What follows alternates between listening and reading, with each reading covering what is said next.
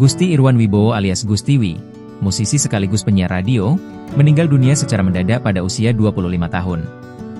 Gustiwi meninggal dunia di Lembang, Bandung pada Minggu 15 Juni 2025. Kepergiannya mengejutkan keluarga dan sahabat, terutama sang ibunda, Sri Yulianti. Berikut rangkuman fakta meninggalnya Gustiwi. 1. Sang ibu sempat tak percaya. Kabar meninggalnya Gustiwi pertama kali diterima ibunya, Sri Yulianti, pada pagi hari sekitar pukul 7 waktu Indonesia Barat. Ia mendapatkan telepon dari dokter yang dihubungkan lewat teman Gustiwi. Namun saat itu, Sri tak langsung percaya. Ini memang mendadak, makanya saya nggak percaya waktu ditelepon tadi sekitar jam 7 WIB, saya nggak percaya, ujar Sri di TPU Jatisari 2, Bekasi, Minggu 15 Juni 2025. Sri bahkan sempat melakukan video call dengan sang dokter namun tidak menangis, karena masih berharap ada keajaiban. Ia mengira putranya hanya pingsan. Saya merasa paling pingsan aja, karena di situ saya tetap positive thinking ada keajaiban Allah, lanjut Sri. Meskipun sudah diberitahu bahwa anaknya ditemukan dalam kondisi tak bernyawa di kamar mandi, Sri tetap berangkat ke Bandung dengan harapan anaknya bisa diselamatkan. Namun saat tiba di lokasi, Sri harus menerima kenyataan bahwa sang anak telah tiada. Ternyata setelah saya datang ke sana, itu benar-benar nggak ada, ucap Sri dengan lirih. 2. Penyebab Gustiwi meninggal. Menurut penuturan teman-teman dan ibundanya, Gustiwi sempat mengeluh pusing sebelum akhirnya jatuh di kamar mandi dan meninggal dunia. Berdasarkan diagnosis dokter, ia mengalami tekanan darah tinggi yang menyebabkan serangan jantung. Sempat kata temannya pusing. Terus dokter diagnosis tensinya tinggi terus jadi jantung, kata Sri. 3. Tidak punya riwayat sakit. Sri mengaku tidak melihat adanya gejala atau keluhan apapun sebelumnya. Bahkan, Gustiwi sempat pamit akan ke Bandung untuk rekaman podcast bersama Nehru Rindra.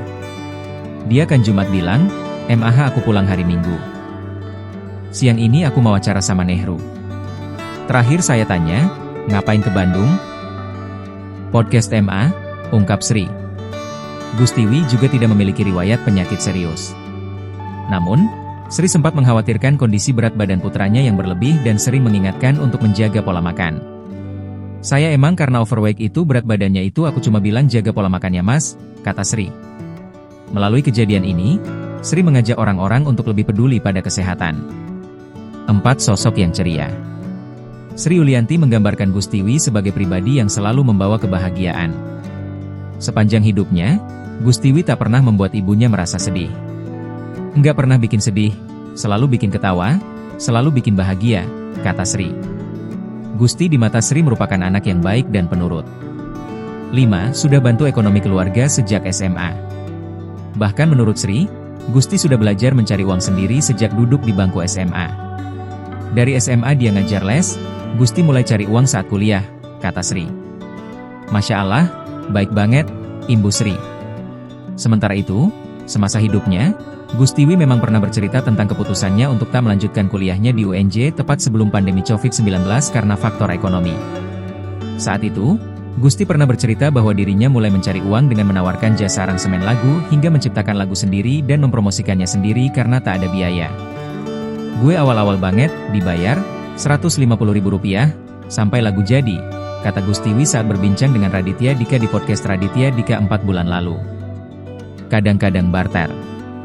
Gue aransemenin lagu, jajanin gue seminggu," lanjutnya.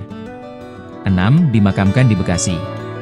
Suasana haru menyelimuti pemakaman Gustiwi, aktor dan komedian muda yang berpulang secara mendadak di usia 25 tahun. Pemakaman berlangsung di TPU Jatisari 2, Bekasi, Jawa Barat, pada Minggu petang. Usai pemakaman, Ibunda Sri Yulianti menyampaikan permohonan maaf dan doa untuk putra sulungnya. Ia mengucapkan terima kasih atas dukungan dan simpati dari para wartawan serta rekan-rekan sesama musisi hingga komedian. Ia juga meminta maaf jika semasa hidup Gustiwi pernah melakukan kesalahan atau menyakiti hati orang lain. Tak cuma itu saja, Sri Yulianti juga memohon agar masyarakat mendoakan almarhum agar diberikan tempat terbaik di sisi Tuhan.